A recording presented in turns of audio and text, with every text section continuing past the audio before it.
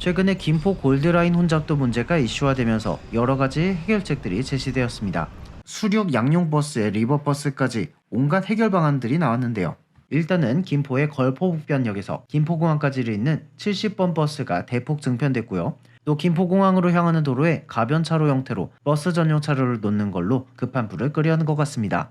그런데 이런 단기 해결책이 그리 환영받는 분위기는 아니죠. 버스를 타더라도 김포공항역까지 가는 길이 너무 막히는데 오래 걸리는 버스를 타겠냐는 거죠. 또 버스 전용 차선을 서울시 관내까지 연장한다고 해도 여기가 진출입도로가 계속 있는 구조이다 보니 실제로 버스만 다닐 수 있는 구간은 짧다는 문제도 있어요. 결국 대체 버스가 골드라인 혼잡 문제를 해결하려면 서울, 그 중에서도 김포공항역까지 얼마나 빠르게 접근할 수 있느냐가 관건이라는 거죠. 김포공항역은 서울만 봤을 때는 서울의 끝부분에 위치한 역이지만 인천시, 경기도와 서울 도심을 연결하는 환승 거점이기도 합니다. 현재도 지하철 4개 노선의 환승역으로 서울에서 가장 환승 노선이 많은 역 중에 하나인데 오는 6월에는 서해선이 추가로 개통하면서 국내 최초 지하철 5개 노선 환승역이 될 예정입니다. 오늘은 이 김포공항역에 대한 얘기를 해보려고 합니다.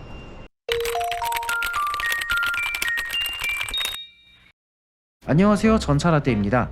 김포공항역은 이름에 김포가 들어가니까 김포시에 있을 것 같지만 서울시 강서구에 있습니다. 역 말고 공항도 서울시 강서구에 속해 있고요. 그럼 왜 서울공항이 아니라 김포공항이 되었을까요?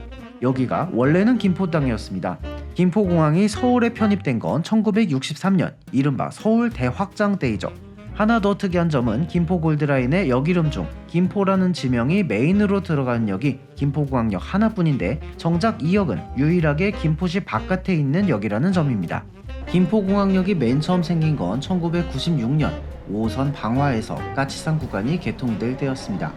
김포공항이 1958년에 개항하고 2001년 인천공항 개항 전까지 서울로 향하는 모든 국제선 항공편이 김포공항을 이용했던 걸 감안하면 지하철 개통이 늦은 감이 있지만요. 사실 그전에는 대중교통인 지하철을 공항까지 연결해야 한다는 인식도 그리 크지 않았던 걸로 보입니다.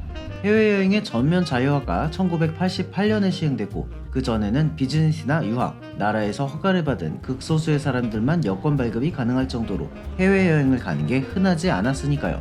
비행기를 타러 가는 사람의 수도 그리 많지 않았으니 공항을 지하철로 연결할 필요성이 적었겠죠. 아무튼 1990년에 5호선 강서 구간이 착공되고 6년 후에 개통됩니다. 5호선은 김포공항 연결을 위해 다소 돌아가는 형태를 하고 있습니다. 국내선과 국제선 사이 주차장 쪽에 역을 만들고 무빙워크로 각 터미널까지 이어주는 형태를 하고 있죠. 엄밀히는 한국공항공사 관할이긴 하지만 김포공항역 무빙워크는 지하철역에 설치된 최초의 무빙워크이기도 합니다.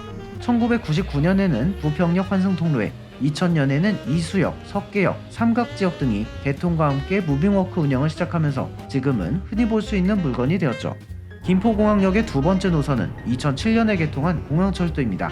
공항철도는 다양한 기능을 하고 있지만요. 크게는 서울의 중심지이자 KTX 정차역인 서울역과 국내선 위주의 공항인 김포공항, 국제선용 공항인 인천공항을 한 라인으로 이어주는 역할을 해서 국제선과 국내선의 환승을 돕는 역할도 합니다. 또 그보다 2년 늦게 개통한 9호선과 한승강장에서 환승할 수 있는 흔히 얘기하는 개념 환승 형태를 띠고 있기도 하죠. 2019년에는 김포 골드라인이 개통합니다.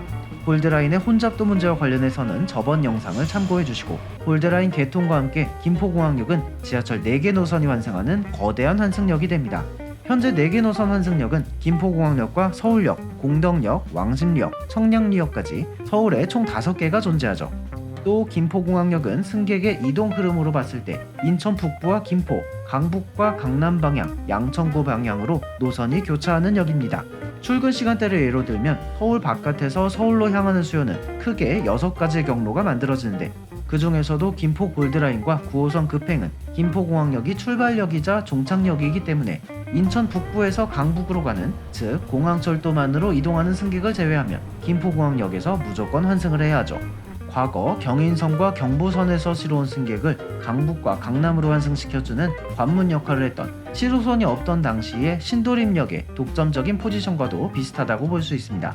그리고 서해선 전철이 연장 개통하면 김포공항역은 국내 최초로 지하철만으로 5개 노선 환승이 가능한 매머드급 역사가 됩니다. 지금은 김포공항과 버스로만 이어져 있는 부천과 일산 지역이 지하철로 연결되면서 이쪽 주민들이 본격적으로 김포공항역 환승 승객에 추가되는 거죠.